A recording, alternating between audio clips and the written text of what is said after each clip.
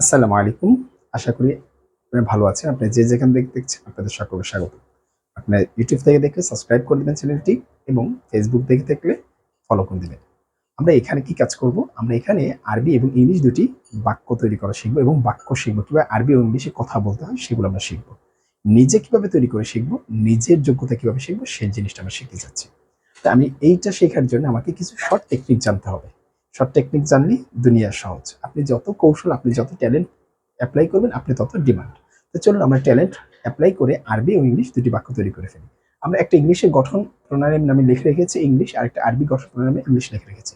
কি করতে হবে দেখুন, ইংলিশ বাক্যটা তৈরি করতে হলে কি করতে হবে এবং আরবি বাক্য তৈরি করবে কি করতে হবে।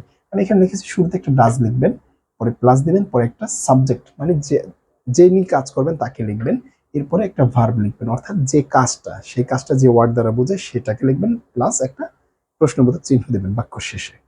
বুঝলে? বুঝতে পেরেছি। আবার বলছি, শুরুতে একটা ডাজ লিখবেন, তারপরে কাজের কর্তা লিখবেন, এরপরে প্লাস দিয়ে ভার্বের ওয়ান অর্থাৎ ভার্বের প্রেজেন্ট ফর্ম লিখবেন।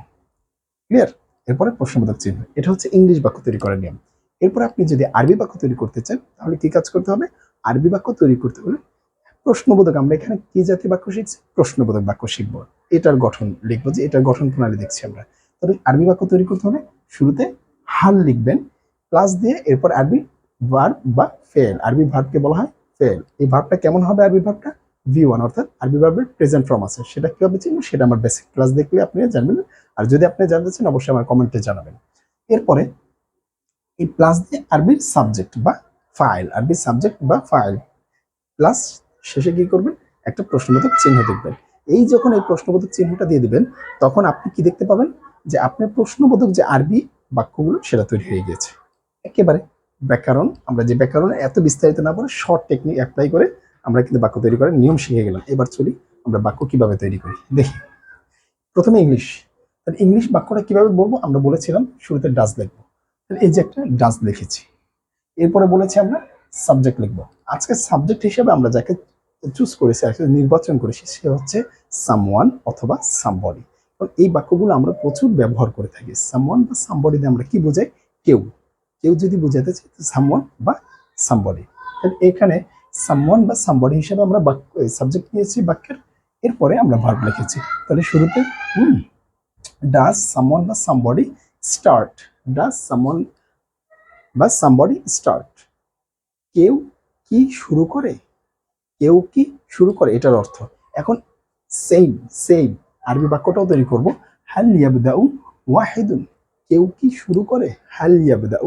এই যে দেখুন শুরুতে আমি কি লিখেছি? হাল। হাল লেখার গঠনে কি আছে? হাল। হাল লিখেছি, এরপরে কি লিখেছি? আরবি ভার্ব বা ফেল। এই যে ইয়াবদাউ এটা হচ্ছে আরবি ভার্ব বা ফেল, এটা V1, এটা V1, এটা V1 মুছে গেছে। এটা কি V1 আরবি ভার্বের প্রেজেন্ট ফর্ম। এরপরে ওয়াহিদুন এই যে ফাইল, শেষে কি প্রশ্নবোধক চিহ্ন। আচ্ছা, এভাবে করে আরবি বাক্যগুলো তৈরি হয়। এই প্রত্যেকটা বাক্য এভাবে। তাহলে আমরা একটু ট্রাই করি, একটু পড়ি, দেখি কি হয়।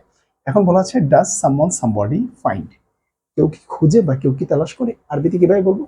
হাল ইয়াতলুবু ওয়াহিদুন, কেউ কি খুঁজে বা তালাশ করে। এরপরটা কি বলেছে?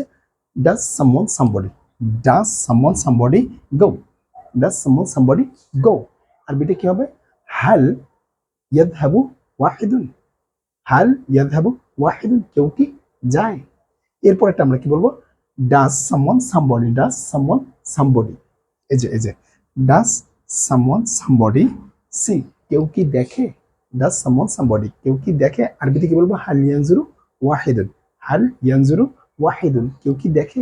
এরপরে আমরা শেষ বাক্যটা যদি দেখি, does someone somebody spoil, does someone somebody spoil, কেউ কেউ কি নষ্ট করে, কেউ কি নষ্ট করে।